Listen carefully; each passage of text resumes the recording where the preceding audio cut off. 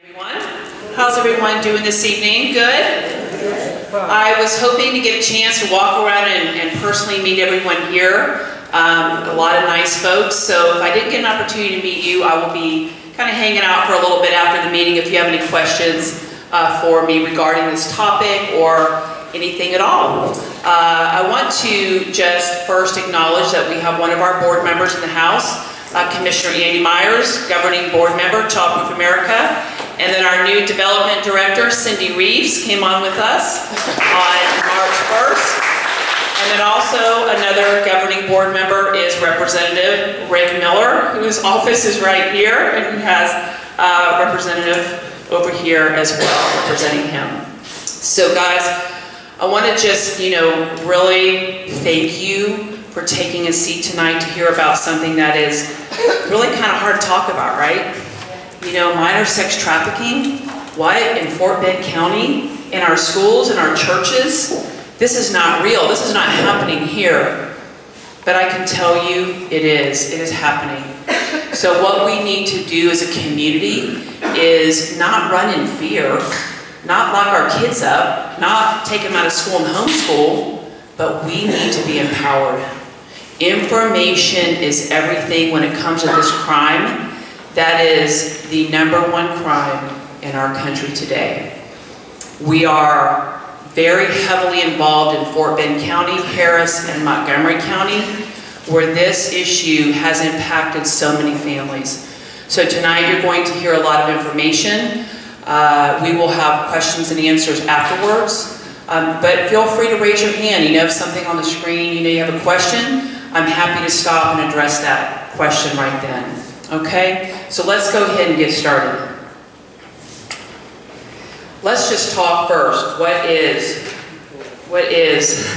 sex trafficking? Sex trafficking is the recruitment, harboring, transportation, provision, or obtaining of a person for the purpose of a commercial sex act, in which the commercial sex act has 3 components: force, fraud, and coercion. If a person is under the age of 18, you do not need to prove those 3 components of force, fraud, and coercion. Human trafficking is the fastest growing criminal industry in the world today and is currently tied with the illegal arms trade as the 2nd largest criminal industry, and that comes from the U.S. Department of Health and Human Services. Why are we seeing such an increase in this crime? Because when you sell a weapon, when you sell drugs, it's a consumable product, right? You sell it once, you make the money, it's done. Unfortunately, with human trafficking, it is a commodity that can be sold over and over again. Human trafficking, what is the impact in Texas? Here we go, here are some numbers. Approximately 79,000 minors are reported to be in trafficking situation right now. But that's just reported cases. I can promise you this number is much higher of unreported cases. We have labor trafficking as well. In Texas, we are looking at just adults and minors. 313,000 adults and minors are known to be involved in trafficking. What does this cost Texas taxpayers? Texas taxpayers pay over $6 billion a year fixing, helping, supporting, and restoring victims of trafficking. Think if we took just 1% of those funds and we put it into prevention education, just 1%. What would that look like as far as tax dollars in the state of Texas? Let's get the facts.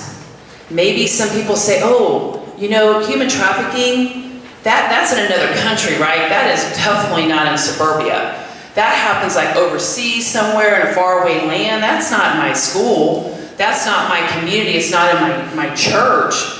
So let's look at the demographics of a trafficked victim. The target age, #1 target age is 12 to 14 years old. 4 out of 5 victims are female. 1 in 5 are male. Half of all victims are children. International versus domestic trafficking, very big difference. Has anybody by chance been on the Elijah Rising bus tour to see the many brothels that are in our community right under our noses? I took that tour. I live in Cinco Ranch, have been there for 20 years, raised my kids in Cinco, and I couldn't believe it when I went on that tour. 14 brothels up and down Fry Road and Mason Road, right next door to where I have taken my kids to the dentist, to where I have gone shopping. They are right under our noses. They are all over. It is unbelievable. I highly encourage you to take one of those van tours because it's very eye-opening. So the Polaris Project says the internet is the #1 platform for pimps, traffickers, and customers use in order to buy and sell children and women for the purpose of trafficking, the internet. Now here's a very, very powerful statistic. 73%, nearly three quarters of sex trafficking survivors were advertised online on sites like Backpage and Craigslist. So you may have heard of the movie I Am Jane Doe. It's on Netflix right now. It is very, very well done. It's all around the website Backpage. But as you also may recall, President Trump signed into law of April 2018 that the Backpage would be held accountable for selling kids on their website. And so Backpage and many of the solicitors, online solicitors, took their websites down, but those predators are now on the sites that your kids are using. One of those sites is Instagram, one of those apps. Now this is a little shocking. 1 in 20 US men have purchased sex. 1 in 20. But in Texas, in Houston, it's 1 in 5. International trafficking. Those brothels that we talked about, those brothels are not domestic victims, they are international. Those women that are in those brothels are brought in from other countries with the promise of a better opportunity. But when they get here, their visas are taken, their passports, they don't speak the language, and they are held against their will in these brothels. So the brothels are international women, the websites are domestic victims. 14,500 to 17,500 victims are trafficked into the United States each year. International. Domestic trafficking, 300,000 teens become victims of sex trafficking every year. 300,000. Huge numbers. This is always kind of an interesting little exercise. I would like for the audience here to kind of guess, which individual up here is the actual trafficker. Let's see if we can actually pinpoint what a trafficker looks like. Who wants to take a guess? The female. The lady in the lower left. Older female. Oh. Yeah. Y'all must be Republican because you're all very smart. The answer is all of them. All of them have been convicted of trafficking. The nice soccer lady there in the lower left-hand corner trafficked all 3 of her daughters. The cute cheerleader up there trafficked all of her cheer squad in her high school. The soldier down there on the lower right, he was a buyer. He said, there's a lot of money here to be made, and he became a trafficker. So the reason this screen is so powerful is because we all maybe have an idea of what a trafficker looks like. It's a scary dude, right, in the white van. And I can tell you that is absolutely incorrect. You have a question? They get all these visas to allow these women to come in there. Who issues these visas? I mean, they go, when they're in their country, they go through the proper channels. They go through the proper channels to get all the documentation that they need. So they're coming in legally, but then they're held against their will once they get here. So people are being paid in these other countries probably issue visas. Yes, yeah. There's a lot of corruption involved and a lot of money involved. So this is a very powerful screen because we need to remove the idea that this is some scary dude on the corner with a bunch of gold chains. These people, what blends into our society, that's what makes this kind of scary, really scary, because y'all, they look just like any one of us. They're women, they're men, they're peers, they're professionals, and this is what we are facing. So it's so important now to understand how this crime works so you can protect your children and their families.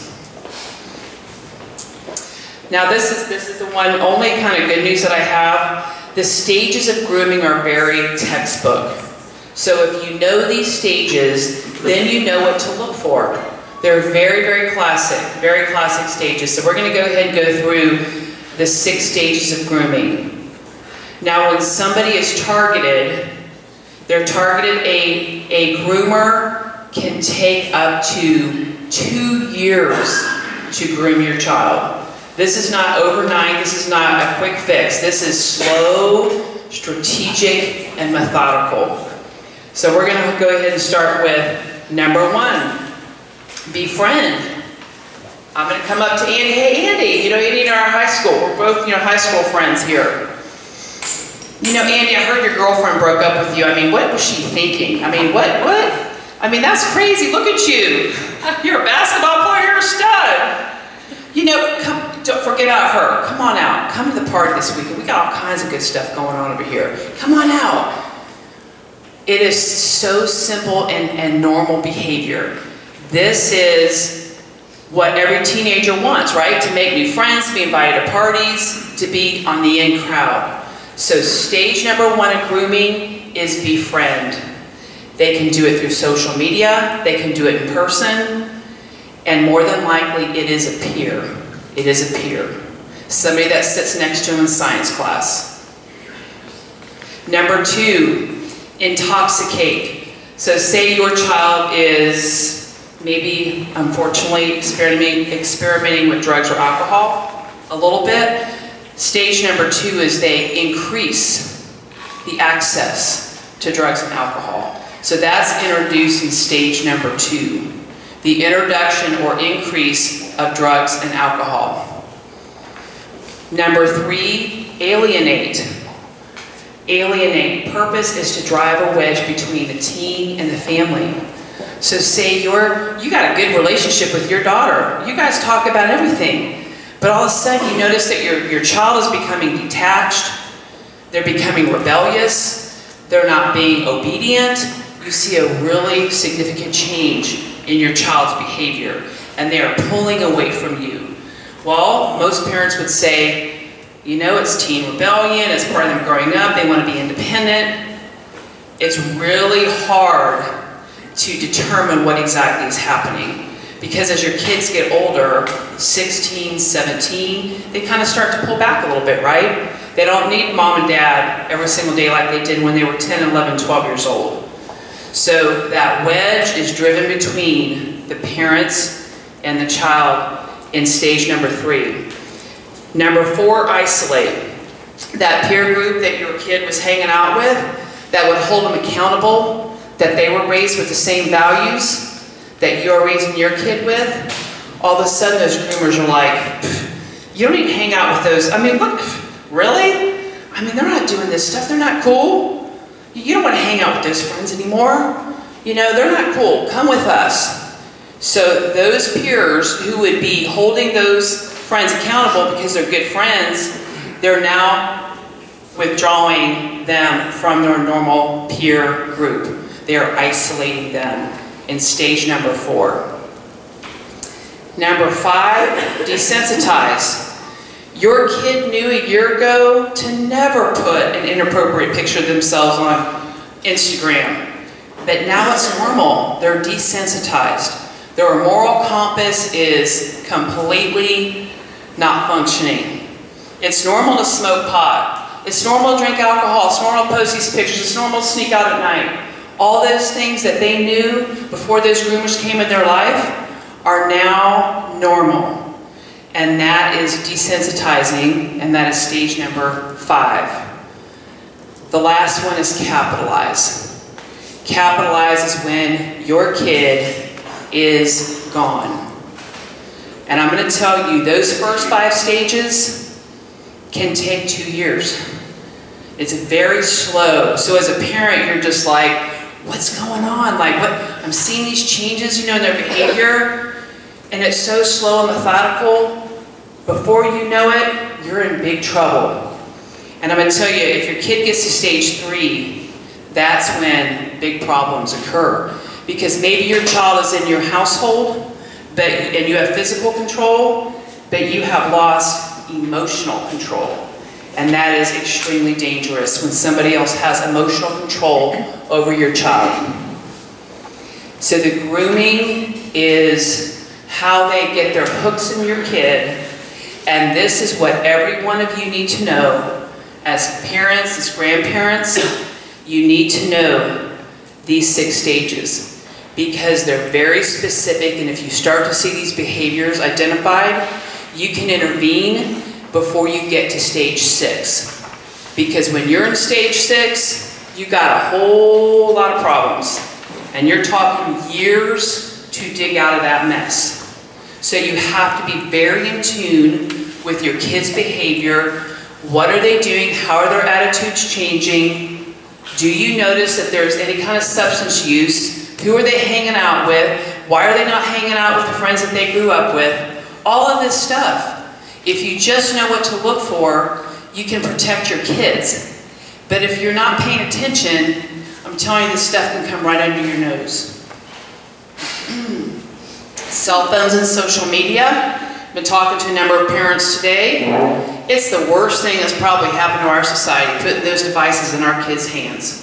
Most kids get their first device between 8 and 10 years old. So you're giving your young child a device, and who's on the other end of that device? Predators. Predators know where the kids go, what apps they use, and we're handing our devices to these kids. There's no way that an 8 or a 9 or 10-year-old kid can outsmart a trafficker. No way. What do these traffickers say to your kid? Gosh, you know, your parents are so strict. I mean, really? God, man, I bet you can't wait to get out of that house. You know what? They check your phone and they have your passwords? Man, they're not cool at all. Let me go ahead, come over here. I'm going to tell you how to hide our conversations behind apps that your parents cannot find. I'm telling you, the predators are on these apps that your kids have on their phone. So some of the more dangerous ones are Kick, Party Line, Periscope. I have a daughter, and we had a flip phone for her. And she said, oh my gosh, my kid with the flip phone, how horrible. I'm like, too bad, so sad. You're going to have a flip phone. My son, the same thing, horrified. You think that I was like putting, you know, some crazy, I don't know, dressing them in like rags and sending them to school. I'm just saying, it was, they protested greatly, but we eased into that and we started with our flip phone. Do you have a question? Our granddaughter was going to go into a Fort ISD school in the 6th grade. The school administration there recommended that my daughter and son-in-law get her a cell phone. Because they didn't have enough computers. Oh, yeah. Yeah. Yes. Did y'all hear that? The school is encouraging the kids to have the phones, right? Because homework, boy, that's a tough one. That's really tough. Because they do need to access the internet for their homework, but then you're giving them you know, access to do all this other stuff. So that's really, really a very tough one. And we had that conversation with our kids too, because they're like, the flip phone doesn't do my homework assignment. And I'm like, well, I guess you're gonna fail because I'm scared to death for you to get on the internet. But it's a problem because the schools and a lot of classes, they do require internet access for those kids. Yes? Do you know about Calculator Plus Plus? Yes. Yes. So the Calculator app is where they hide the pictures? Plus Plus, you put in a code, yeah. Yes. So that's one of the apps that the kids can use to hide their pictures and their conversations. Now, the first time that my daughter finally did get a smartphone, and I'm like, what is this app? Kik. What is this? And I got into her phone because I had her passwords, had her username. Every single communication, every single one was a request for a nude. Every one. Hey, send me nude, send me nude. Hey, you're really pretty, send me nude. Hey, send me, because you don't have to like accept a friend request. Anybody can have access to your kid. But I was very happy to see that my daughter's like, you're sick, you're weird, how strange, you're bizarre. You know, but I'm like, oh, Kik is out, we're out. But these are the things these are the conversations that these people are having with your kid. And if they can get a nude of your kid, then they can extort your child with that image of them. So that's a whole other issue right there. We can talk about that more. Snapchat. Homeland Security calls Snapchat the devil. It's a very dangerous app. Because as you know, pictures and images, communication comes over, you read it, and then it disappears. It's very hard as parents to be able to track that. Snapchat is very bad, very bad, and it's one of the most popular apps that our kids are using. So here's some of the other ones as well.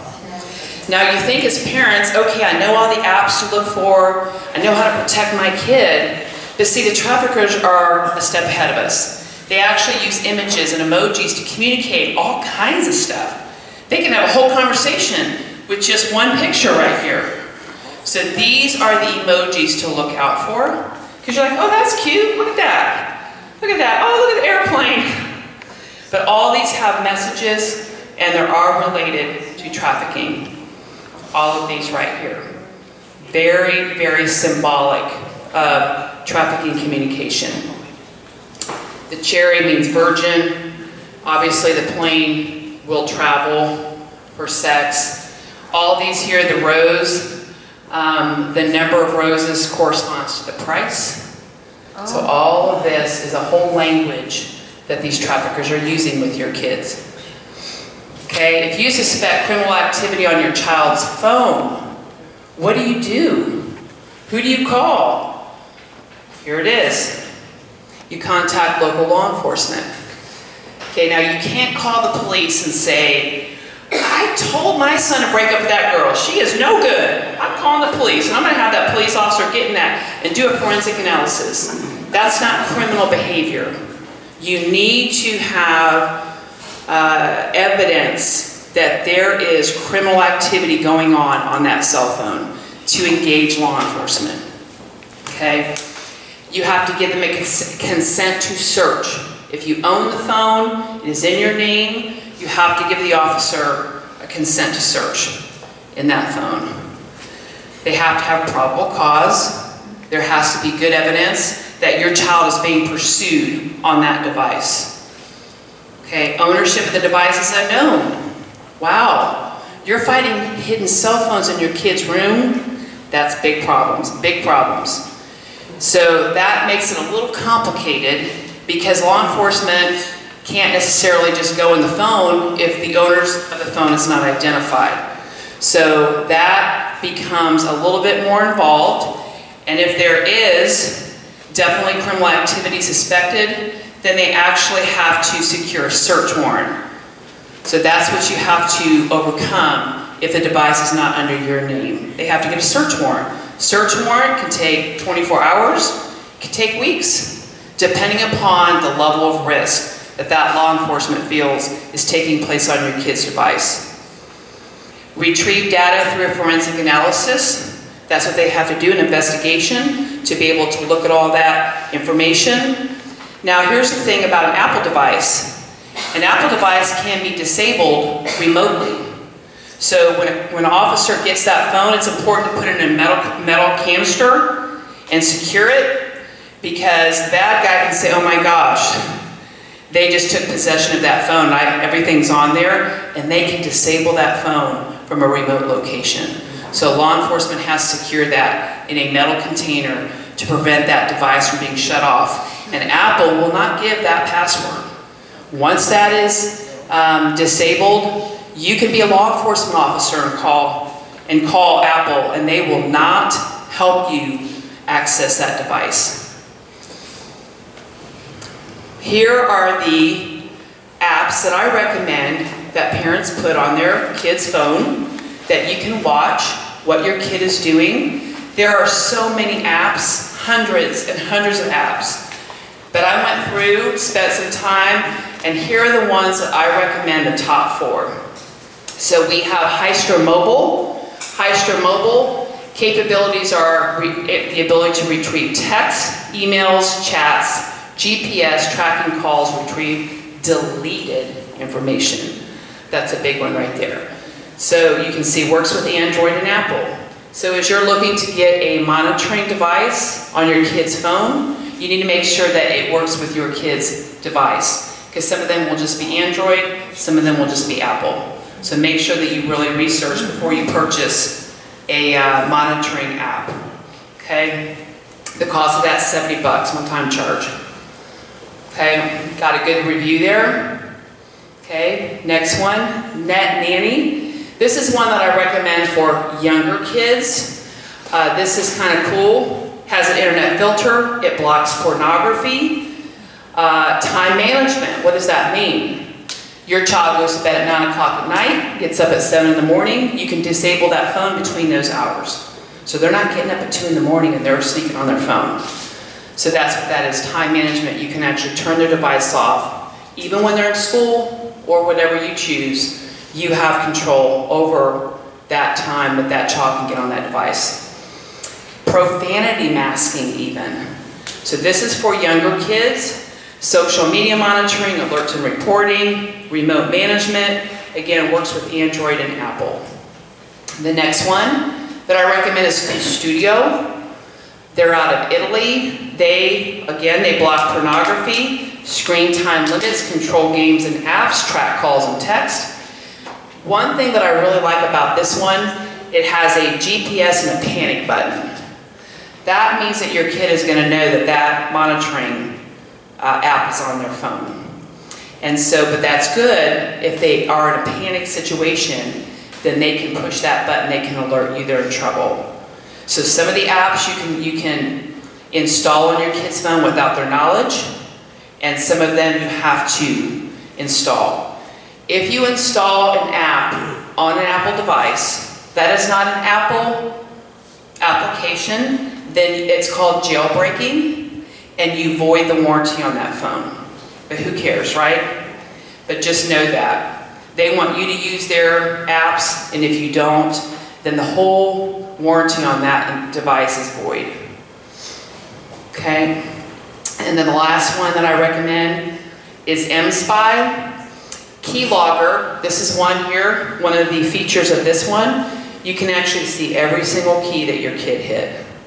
What searches are they doing? Who are they visiting? So that one is one that I like because it does have that feature that I did not see on any of the other ones. So you can retrieve photos and videos, GPS, text, call logs, and blocking. So those are the 4 ones that I recommend. Now, why do I do Childproof America? Why? Because my daughter was pursued in her high school, and she went missing for 40 days.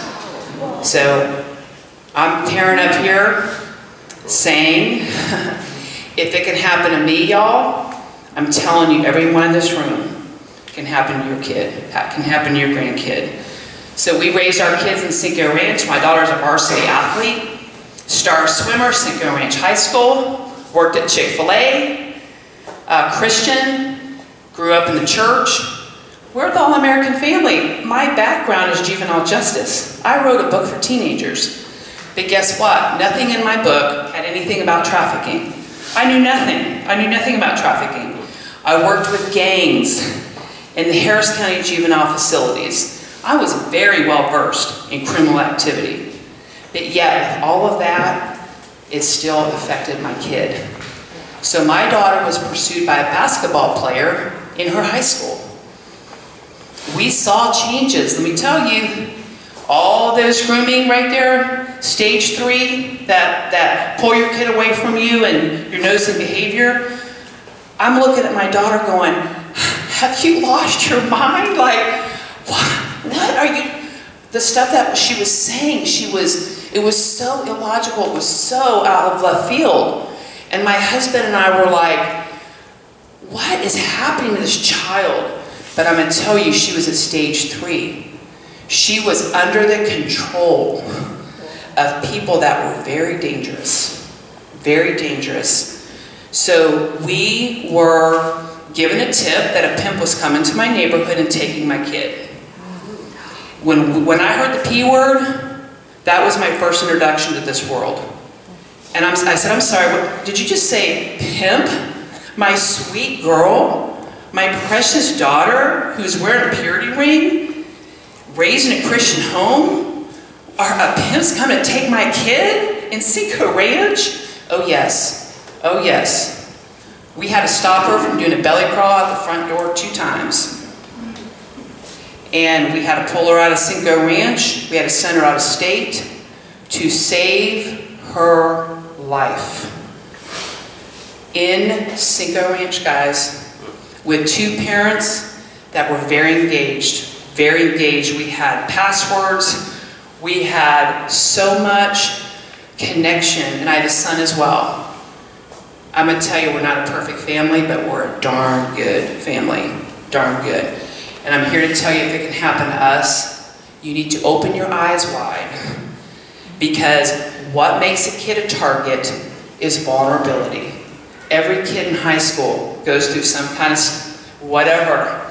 It can be something, they didn't make the cheer team. The boyfriend broke up with them. Parents are getting divorced. Death of a loved one. Every kid goes through that, right? In high school. That's the first one right there. Vulnerability. So my daughter had her first boyfriend. It was a very painful breakup. And boy, that rocked her world. And that was the start of everything with us. And so, don't underestimate the damage that this crime can do in your family, in your community, in your school. We continue to live our hell for the next 2 years. And I'm telling you, y'all, it is the worst nightmare a parent can face. My daughter did not finish high school. She lost her last year of swimming on the swim team. We were visiting colleges. She was being recruited by coaches. Man, she had a future set. But a basketball player in her school said, let me tell you another way. And that hook was in. And our life changed forever. So as a parent, I'm sitting here telling you all what is happening. I hold my head high. And I'm here to say, parents, take this seriously.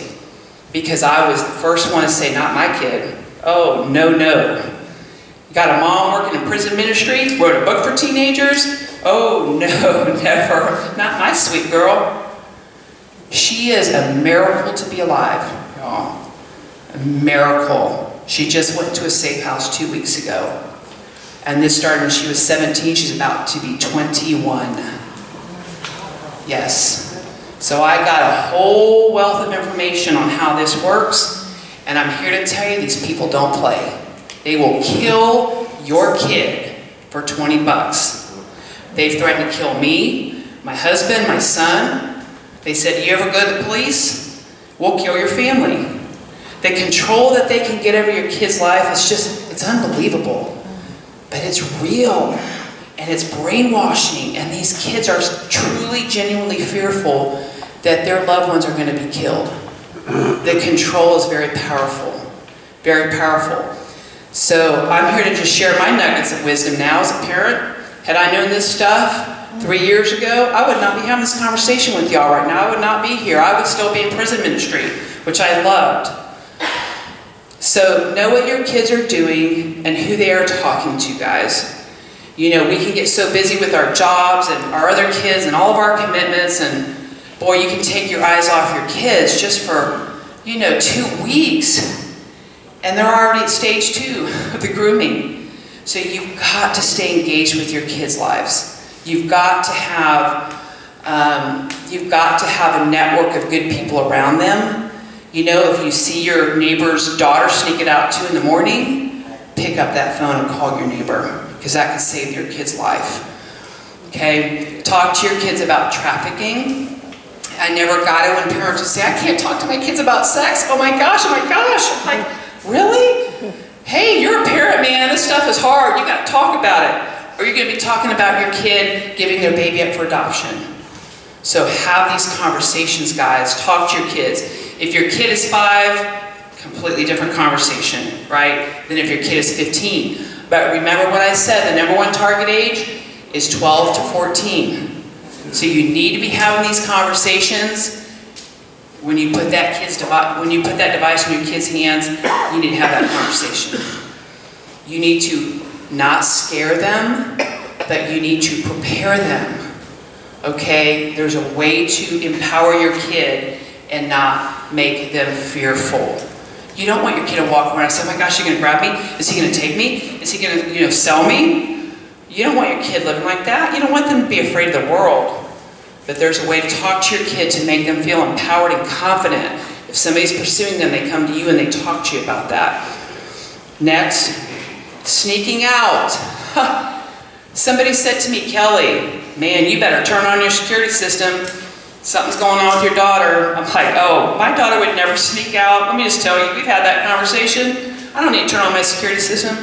Oh my gosh, she had a whole life going on in the middle of the night.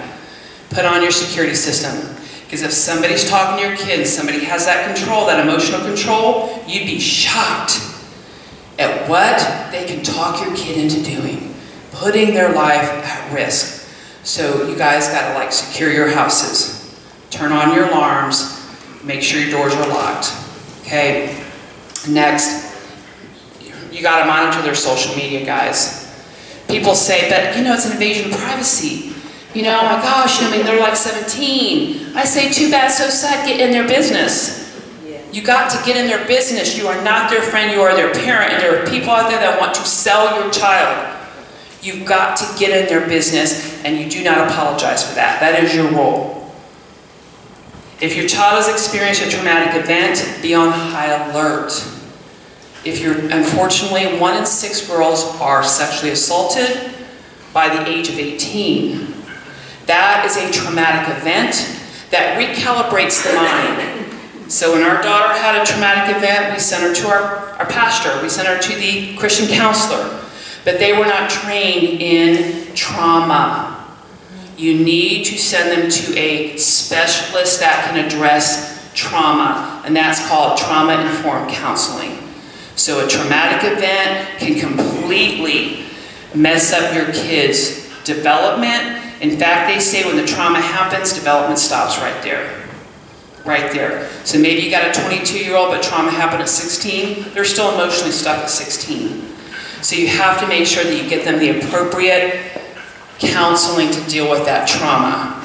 Because that trauma is like the brain on fire, and their choices and behaviors will get them in a lot of trouble. Okay? Next, see a specialist in complex trauma. We talked about that. Brainwashing and grooming, the loss of emotional control. It is the absolute most devastating thing, and it's almost nearly impossible to get that back as a parent. So that is very real and very powerful. Grooming can start at 17, so the victim can exit the house after the 18th birthday. Our daughter was groomed at 17. She walked out the door 1 o'clock on a Monday afternoon, 13 days after her 18th birthday. And she was taken by the cartel. They came right to our neighborhood and picked her up.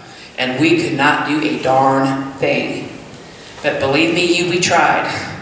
We tried. We had everybody engaged, and we were grasping at any help that we could get from law enforcement. But they kept saying, well, she's 18. I mean, you know, it's her choice. And we knew that she was in trouble. But it was really tough, guys. So that is a huge scenario that I'm seeing a lot of. Groomed at 17, gone at 18. Traffickers monitor counseling offices. You're taking your kid to a counselor. They actually sit and they watch. Well, look at that girl. She's already got one foot in the door of vulnerability. That's the level of commitment they have to get your child. They will go to counseling offices and watch who is coming and going. Okay? Parents must communicate with each other. My daughter was going to a swim party, and I called the mother. Now, you do know that my daughter's going to be there, right? You're going to be there. You're staying there. You're monitoring. No alcohol, right? You're going to be there. Yes, Miss Litvak. Yes, we're going to be here. I didn't find out till months later that my daughter never showed up. She never showed up. Why would you not call me? I mean, we have got to stand up and talk to each other. Don't be afraid about offending somebody, because I'm telling you, we are living in a very dangerous situation right now, and we have to be brave and courageous and talk to other parents. Hey, listen, I want you to know that your child left the school and was not in science class, and maybe it's something you want to look at. Maybe the school alerted you. Oh, they didn't? Well, that's another problem. We have to talk to each other, guys. I'm telling you right now, don't be afraid. Because if something happens to that kid and you knew something, you'll have to live with that. So talk to each other. There is no privacy when it comes to your phone. Again, too bad, so sad, in their business. Okay? Childproof America, call to action. Let me tell you about the Family Guides program, quickly. Scott, how much time do I have left?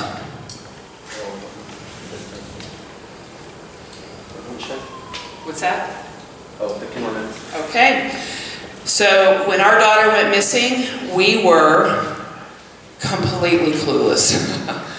Y'all, I'm telling you, we didn't know what we were doing. We had people at our front door. We had a command station at our house. We had people bringing us food, people bringing us alcohol.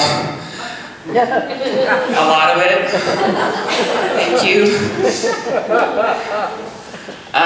But really, guys, we would have given anything for one person to come into our life and say, I'm Kelly, I'm trained, I'm vetted, and I'm going to help you navigate out of this nightmare. I'm going to tell you how to utilize law enforcement. I'm going to tell you all these nonprofits are going to call you because your story's all over social media. I'm going to tell you the best of the best resources that you can trust. Oh, that guy over there saying you give me all this money and I'll get your kid back? Don't ever give anybody money. Can you believe that people called us and said, we can have your kid back in 72 hours for $6,000? I'm like, who do I make the check out to? Totally exploited us, guys. Believe it or not, people will profit off your complete desperation. They troll the internet and they watch for families like ours and they cash in.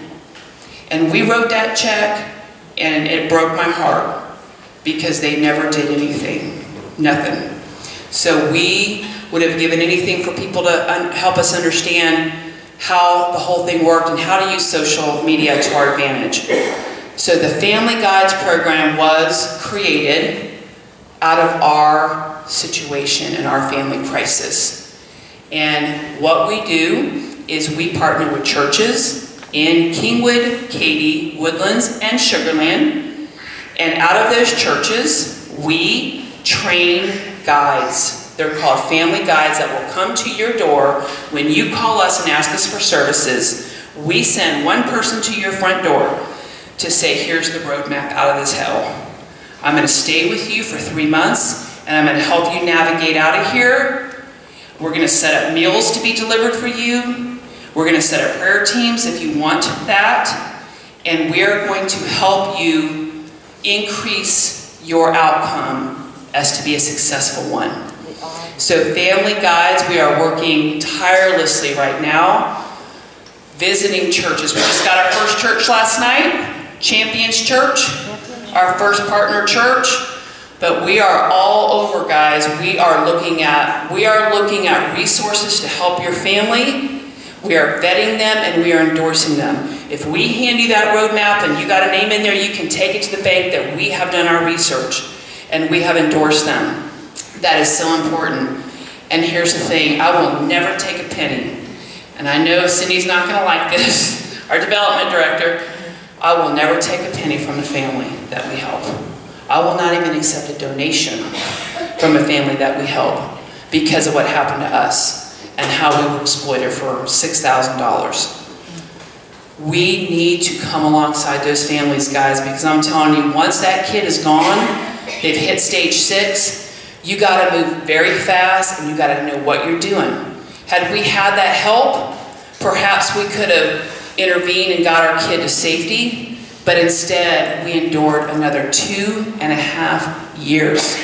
And she moved from Texas to California to Nevada. So guys, it is really important that we have a good support system around families in crisis. So that is our #1 priority right now, is developing that program that will come to your home and that will help you and respect you and support you and love on you and pray with you and feed you. All of those things is Family Guides.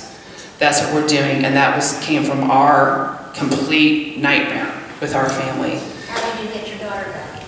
She made an outcry. She called us and said, come and get me, help me. And I'm telling you, I can't go in, I want to respect her privacy, but she's lucky to be alive.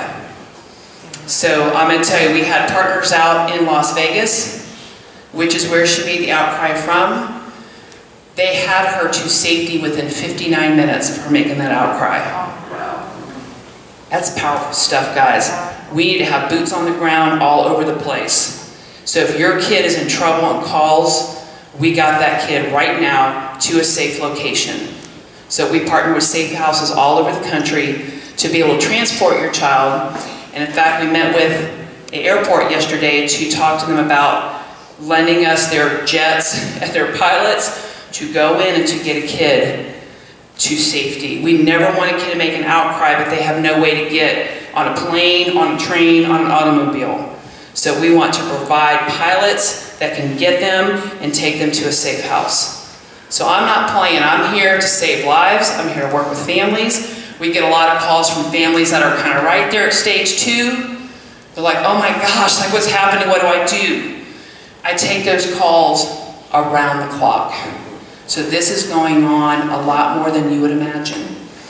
But if a mom calls me and needs help, you better believe I'm going to answer that call. I'm going to answer that call, because if I can help that parent avoid what we went through, that's to honor my daughter right there. She's honored with everything we do. So I want to move to my last, the e-learning parent curriculum. We're partnering with 50 Eggs Films to create a curriculum to go across the country, all about prevention, education. That is the key. 500 for 25 campaign. Talk to Cindy after this is over if you want to hear more about that. We are a nonprofit. All of our support comes through foundations, corporations, and individuals. And that is Childproof America. Thank y'all so much for your attention. And I'm going to go ahead and take questions now.